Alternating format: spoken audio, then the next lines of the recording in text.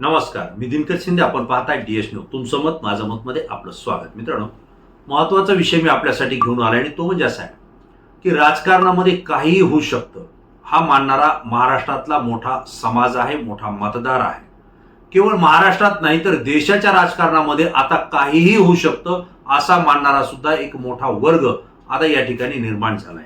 कारण राजकीय लोक निवडून येण्यापर्यंत वेगवेगळे आश्वासनं देतात, वेगवेगळे शब्द देतात आणि त्या पद्धतीनं जर लोकांनी सहकार्य केलं, निवडून आलं, सत्तेत आलं, तर त्यानंतर मात्र आपल्या शब्दांपासून ते दूरही होतात. असे अनेक नेते राज्यात आणि देशामध्ये आपल्याला पाहायला मिळतात. परंतु हे सगळं करत असताना सत्तेत येण्यापूर्वी हे भ्रष्टाचारी नसतात, हे समाजाभिमुख असतात, सगळ्या लोकांमध्ये मिळून मिसळून काम करणारे असतात. परंतु निवडून आल्यानंतर, सत्तेत गेल्यानंतर किंवा विरोधी बाकावर बसल्यानंतर वेगवेगळ्या योजनांमध्ये भ्रष्टाचार करण्यासाठी यांची नावं चर्चेत येतात आणि त्यामुळे राजकारण हे बदनाम होतंय. राजकारणामध्ये काम करणारी राजकीय मंडळी सुद्धा बदनाम होतीये. हे काही म्हटलं तरी वावगं ठरणार नाही. परंतु हे सगळेच नेते बदनाम आहेत का? सगळेच नेते भ्रष्टाचारी आहेत का? तर असंही नाही. या देशामध्ये वेगवेगळे राजकीय पक्ष आहेत. वेगवेगळ्या राजकीय पक्षामध्ये काम करणारे अनेक नेते आहेत जे गोरगरिबांची जाणीव ठेवतात, समाजाची जाणीव ठेवतात. वेगवेगळ्या विषयावर आपल्या मतदारसंघामध्ये, आपल्या भागामध्ये विकास योजना आणणं, लोकांच्या हिताच्या गोष्टी त्या ठिकाणी आपल्या सत्तेच्या माध्यमातून करणं, यासाठी सुद्धा ते प्राधान्यक्रम देतात. एवढंच नाही तर त्या ठिकाणी आमसभा घेऊन किंवा जनता दरबार घेऊन लोकांचे काही प्रश्न असतील तर ते समजून घेतले जातात, ते सोडवण्याचा प्रयत्न केला जातो. आजही या देशामध्ये, राज्यामध्ये गरिबांची संख्या खूप मोठ्या प्रमाणावर आहे. ह्या गरिबांच्या ज्या काही अडीअडचणी आहेत त्या खूप छोट्या छोट्या आहेत, परंतु ते त्या विभागात पोहोचू शकत नाहीत, कार्यालयात जाऊ शकत नाहीत, एखाद्या मंत्री, आमदार, खासदारापर्यंत पोहोचू शकत नाहीत. मग हे आपले प्रश्न मांडायचे कुणासमोर? तर त्यासाठी लोकप्रतिनिधी, मग तो नगरसेवक, ग्रामपंचायत सरपंचापासून ते आमदार, खासदार, मंत्रीपर्यंत तो आहे. हे सगळं करत असताना एकीकडे भ्रष्टाचारानं राजकारण बरबटलेलं असताना काही नेते हे चांगलं काम करतात आणि म्हणूनच तरुणाई त्यांना आपला आदर्श मानते. सामान्य लोक सुद्धा त्या नेत्याला आदर्श मानतात. लोक नेता म्हणून त्याची ख्याती सुद्धा संपूर्ण राज्यभर, देशभर होताना सुद्धा आपण यापूर्वी पाहिलेली आहे. आज अनेक नेते हयात नाहीयेत, परंतु त्यांनी केलेली कामं आजही प्रत्यक्ष लोकांना पाहायला मिळत आहेत, अनुभवायला मिळत आहेत आणि त्या कामाचा लाभही सामान्य लोकांना होतो. म्हणून ही माणसं आज हयात जरी नसली तरी ही राजकारणातली आदर्श व्यक्तिमत्व आहेत हे सांगायला कोणाची गरज पडत नाही. लोक त्या ठिकाणी मोकळ्या मनानं सांगतात. आजही महाराष्ट्रामध्ये काही बोटावर मोजण्या इतके नेते तरुणाईनं आपले आदर्श मानलेले आहेत, आदर्श मानले होते, हे सुद्धा मला आपल्याला सांगावं लागेल. पण नेमकं महाराष्ट्रात आणि देशामध्ये नेमकं चाललंय काय हा प्रश्न आहे. प्रत्येक वेळेला कोणीतरी नेता फुटतो, ज्या पक्षामध्ये तो निवडून येतो, ज्या विचारधारेनं तो काम करतो आणि ज्या विचारधारेवर, ज्या पक्षावर, चिन्हावर लोकांनी त्याला मतदान करून निवडून आणलेलं असतं, तो निवडून आल्यानंतर मात्र आपली सत्ता नाहीये, आपल्याला सत्तेसोबत जावं लागेल, त्याला विकासाचं स्वप्न पडतं, वेगवेगळे आराखडे तो मनामध्ये बांधतो आणि आपली विचारसरणी सोडून दुसऱ्या पक्षामध्ये पक्षांतर करतो. यावेळेस मात्र सामान्य लोकांच्या हिताचा, त्यांच्या मताचा आदरही तो करत नाही आणि विचारही तो करत नाही. याची प्रचिती गेल्या 10-12 वर्षापासून आपल्या देशात आणि महाराष्ट्रामध्ये आपल्याला येते. मित्रांनो, दिल्लीमध्ये आम आदमी पार्टीचं सरकार आलं.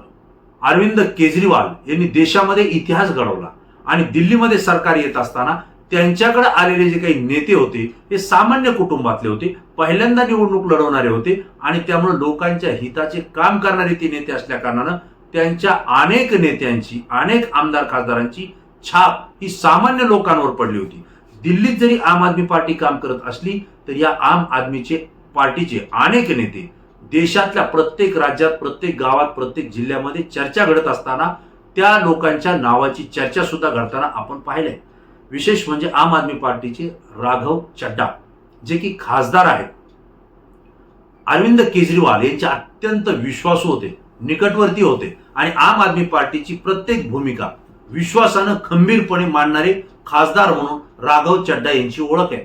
आता हे सगळं घडत असताना लोकसभेमध्ये राघव चड्डा ज्यावेळेस बोलायचे त्यावेळेस संपूर्ण देशातली तरुणाई मोठ्या आशेनं, अपेक्षेनं त्यांची भाषणं ऐकायची, त्यांच्याकडे पाहायची. एक तरुण चेहरा, एक अभ्यासू चेहरा आणि सत्तेत असलेल्या भारतीय जनता पार्टीला रोखठोकपणे सडेतोडपणे प्रश्न विचारणारं एक युवा नेतृत्व म्हणून राघव चड्डाकडे पाहिलं गेलं. राघव चड्डा यांनी अनेक प्रश्न उपस्थित केले. मग बस स्टँडवरचे प्रश्न असतील, रेल्वे स्टेशनवरचे असतील, एअरपोर्टवरचे असतील, विद्यार्थ्यांच्या शैक्षणिक समस्येविषयी असतील किंवा आम जनतेच्या संदर्भात ज्या ज्या अडचणी येतात ते प्रश्न लोकसभेच्या त्या भवनामध्ये त्यांनी सरकारला, सत्ताधाऱ्यांना विचारून सळो की पळो करून सोडण्याची भूमिका सुद्धा त्यांनी मांडली. राघव चड्डा यांनी विशेष म्हणजे जे काही मोबाईल कंपन्या आहेत त्याविषयी सुद्धा आपलं रोखठोक मत मांडलं की 30 दिवसाचं जर रिचार्ज केला असेल तर मग 28 दिवसाचाच कालावधी का मिळतो, हा प्रश्न त्यांनी उपस्थित केला होता. आणि जर लाईफ टाईम जर कार्ड घेतला असेल, रिचार्ज केला असेल तर मग त्याची इन्कमिंग काही ठराविक महिन्यामध्ये बंद का होती, हाही प्रश्न उपस्थित केला होता.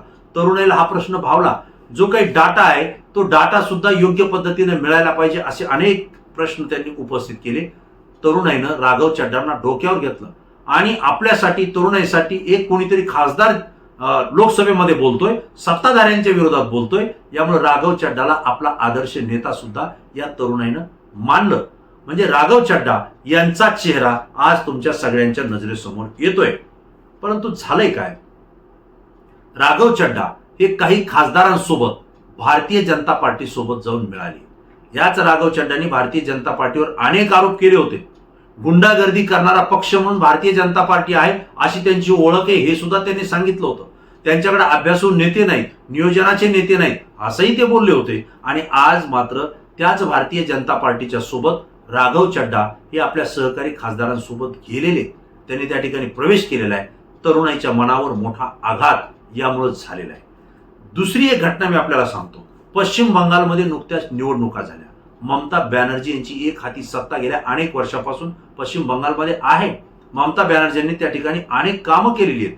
त्या ठिकाणच्या राज्यातली जनता ममता बॅनर्जीलाच आपला नेता मानते हे आपण आतापर्यंत पाहिलंय. ममता बॅनर्जींसोबत सुद्धा अत्यंत अभ्यासू आणि लोकांमध्ये मिसळून लोकांची कामं करणारे अनेक नेते आहेत. परंतु नव्यानं खासदार झालेल्या, अभिनेत्री असलेल्या एक नेत्या सगळ्यांच्या नजरेवर आल्या, सगळ्यांच्या परिचित झाल्या.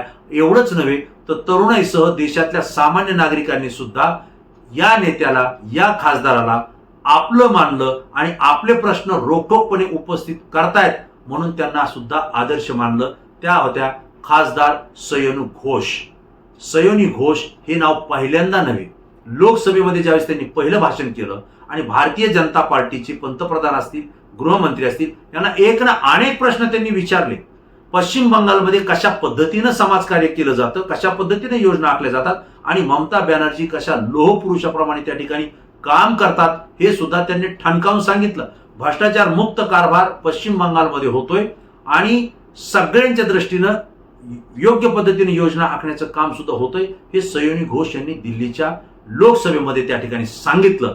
आणि याच कारणानं त्या सगळ्यांच्या नजरेत आल्या. पण त्याही पुढे जाऊन ज्यावेळेस पश्चिम बंगालची विधानसभेची निवडणूक झाली, या सयोनी घोष त्या ठिकाणी प्रमुख म्हणून ममता बॅनर्जींच्या सोबत राहून त्या ठिकाणी प्रचार यंत्रणेमध्ये उतरल्या आणि ममता बॅनर्जींना अडचणीत आणण्यासाठी केंद्र सरकार असेल, भारतीय जनता पार्टी असेल, यांनी एक ना अनेक विभाग त्या ठिकाणी कार्यरत केले, मतदारांची नावं वगळली आणि ममता बॅनर्जींना संकटात, अडचणीत आणण्याचा प्रयत्न त्या ठिकाणी केला. नव्हे त्या अडचणीतच आणल्या. परंतु या कालावधीमध्ये सयोनी घोष या खासदारानं महिला असून पूर्ण पश्चिम बंगाल पिंजून काढला, सभा घेतल्या, आक्रमकपणे भाषणं केली आणि भारतीय जनता पार्टीच्या नेत्यांना सुद्धा त्यांनी धारेवर धरलं.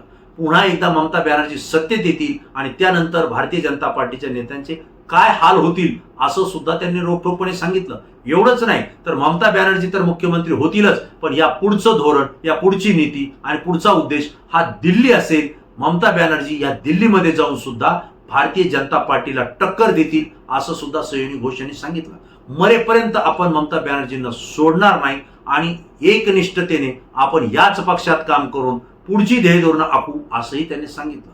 पण नेमकं झालं काय? ममता बॅनर्जींचा पराभव झाला. त्या ठिकाणी भारतीय जनता पार्टीची सत्ता आली, मुख्यमंत्री भाजपचा बनला आणि याच वेळी 20 खासदारांनी ममता बॅनर्जींना सोडलं आणि त्यांनी एका माहीत नसलेल्या पक्षामध्ये प्रवेश केला. त्या ठिकाणी ते विलिनीकरण केलं आणि भारतीय जनता पार्टीला आम्ही यापुढे साथ देऊ, त्यांना सहकार्य करू, त्यांना पाठिंबा देऊ असं जाहीर केलं. मित्रांनो, ही गोष्ट तर धक्कादायक होतीच, पण याही पुढे जाऊन ज्या ममता बॅनर्जींसोबत एकनिष्ठतेनं राहत होत्या त्या खासदार सयोनी घोष या सुद्धा या 20 खासदारांमध्ये आहेत. म्हणजे त्यांनी ममता बॅनर्जींना सुद्धा त्या ठिकाणी धोका दिला, धक्का दिला आणि ज्या भारतीय जनता पार्टीच्या विरोधात त्या आक्रमकपणे बोलत होत्या अगदी त्यांनाच त्यांनी यापुढे पाठिंबा देऊ असं जाहीर करून 20 खासदारांसोबत एका दुसऱ्याच पक्षामध्ये प्रवेश केलेला आहे. इथं सुद्धा तरुणाईला मोठा धक्का पोहोचला. खरं म्हणजे सयोनी घोष अत्यंत अभ्यासू आहेत, तरुण आहेत, महिला नेत्या आहेत, परंतु त्यांचं बोलणं अभ्यासू आणि आक्रमक होतं. त्यांची छाप संपूर्ण देशवासियांवर पडली होती, परंतु त्यांनी सत्तेसोबत जाणं पसंत केलं. इथंही त्यांच्या आदर्श व्यक्तिमत्वाला तरुणाईमध्ये धक्का पोहोचला. मित्रांनो, ह्या 2 घटना आहेत. तिसरी घटना महाराष्ट्रामध्ये उद्धव ठाकरे यांची शिवसेना, या शिवसेनेचे एक लोकप्रिय खासदार जे तरुणाईने डोक्यावर घेतले होते, शेतकऱ्यांनी डोक्यावर घेतले होते, सामान्य लोकांनी डोक्यावर घेतले होते आणि सगळ्यात महत्वाचं शिवसेनेच्या शिवसैनिकांच्या गळ्यातले ताईत झाले होते आणि मातोश्री उद्धव ठाकरे परिवाराचे अत्यंत निकटवर्ती आणि विश्वासू म्हणून ओळखले जात होते, ते म्हणजे खासदार ओमराजे निंबाळकर. होय, ओमराजे निंबाळकर धाराशिवचे खासदार.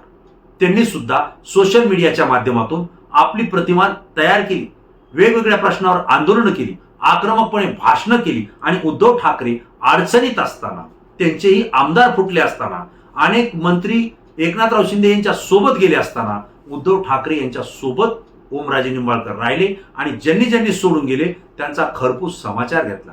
खंडोजी खोपड्यांची अवलाद म्हणून त्यांचा उल्लेख केला. या गद्दारांच्या कपाळावरचा शिक्का कधीही पुसणार नाही असंही सांगणारे हेच ओमराजे निंबाळकर आता मात्र ठाकरेंना सोडून एकनाथराव शिंदे यांच्या शिवसेनेमध्ये त्यांनी प्रवेश केलाय, त्यांच्यासोबत जाण्याचा निर्णय घेतलाय. कारण सांगितलंय विकास निधी. मित्रांनो, ओमराजे निंबाळकर हे एकटे नाही तर 6 खासदार एक गट करून एकनाथ शिंदे यांच्या सोबत गेले.